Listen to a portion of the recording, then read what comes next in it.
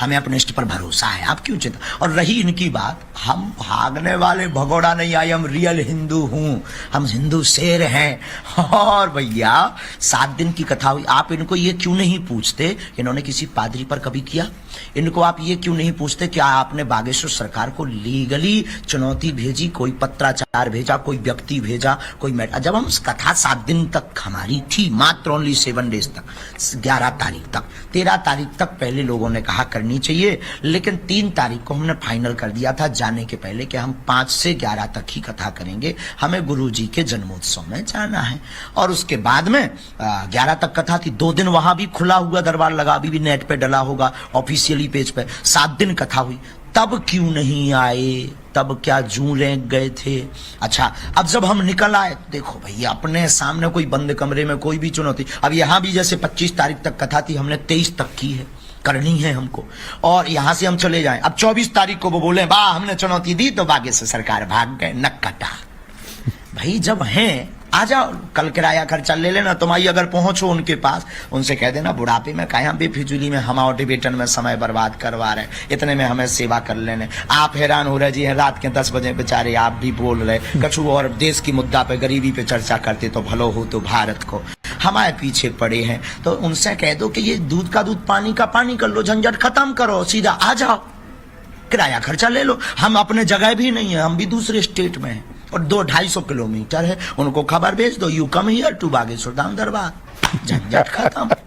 हमें जो आज्ञा जिज्ञासा लगेगी हम बता देंगे, नहीं लगेगी नहीं बताएंगे, निर्णय करना ना करना वो बालाजी का है। बेफिजूली की बातें ही क्यों इतनी हो। अच्छा धीरेन्द्र शास्त्री जी, आपका ये जो अनोखा अंदाज है, नाते आप बताइए धीरेन्द्र जी, आपका ये अनोखा अंदाज हमेशा से है, आप इसी तरह से बात करते हैं, जो कपड़े का स्टाइल है ये ऐसा ही है, ये आप इस तरह का भाव कैसे आता है? हम मस्त मौला रहते हैं, हमें कोई मतलब फिक्र, अरे हम मस्त मौला रहते हैं, हमें देखो ज्यादा झंझटों में टेंशन नहीं होती है, क्योंकि ये तो फर्स्ट चुनौती है, हम तो 24 घंटे मस्त मौला रहते हैं। ये हमारे गुरु की और बालाजी की कृपा है, ये सब सनातनियों का प्यार है हमारे लिए, और सब सनातनी पूरे भारत के साधु संतों का आशीर्वाद है, और हम भारत के संतों का नाम रोशन करके ही रहेंगे। हम ऐसा कोई कृत्य नहीं करेंगे जिससे सनातन झुके, हम ऐसा काम करेंगे, झंडा गाड़ेंगे कि सनातन की बुलंदी की जय जयकार कोने कोने में होगी। लेकिन धीरेन्द्र जी, बहुत सारे लोग ये भी पूछेंगे, जैसे आप कह रहे हैं कि सनातन में ताकत है और आप जो है ईष्ट से बात करते हैं, लोगों का उपचार करते हैं, दूसरे धर्म के लोग कहेंगे वो भी अपने ईष्ट से बात करते हैं, पादरी भी हो सकता है अपने ईष्ट से बात करते होंगे, कोई कान में फूंकने वाला भी अपने ईष्ट से बात करता होगा, उनकी शक्तियां कम है क्या? यही तो देश का दुर्भाग्य, कभी पादरियों के पीछे गए ही नहीं तुम लोग,